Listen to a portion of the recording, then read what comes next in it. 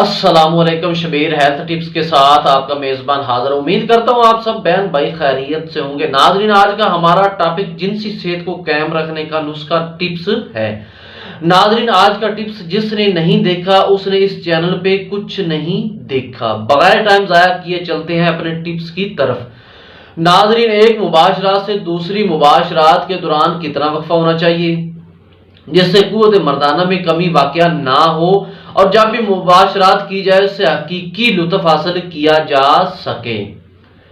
مرد کی جنسی قوت کمزور نہیں ہوتی اور عورت بھی مطمئن اور خوش رہتی ہے. طبی لحاظ سے ایک ہفتہ میں صرف ایک بار مباشرات کرنی چاہیے، کیونکہ زیادہ مباشرات کرنے سے چند روز ہی منی والی جو تھیلی ہوتی ہے وہ خالی ہو جاتی ہے. خون سالیہ کم پیدا ہوتا ہے. اس نقصان کی کسی بھی صورت میں تلفی نہیں ہو سکتی. خلاف ورزی کرنے سے آخر افسوس کرنا پڑتا ہے.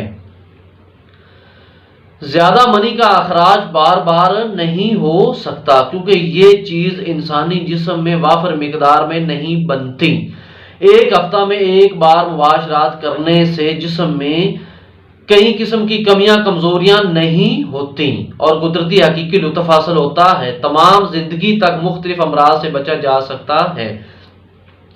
ناظرین، یہ تھے ہمارے آج کے کچھ ٹپس. ایسی اور ویڈیو دیکھنے کے لیے ہمارے YouTube channel Shabbir health tips کو سبسکرائب کر دیں اور ساتھ گھنٹی کے بٹن کو پریس کر دیں تاکہ ایسی اور ویڈیو آپ کو بآسانی اس چینل پر مل سکیں.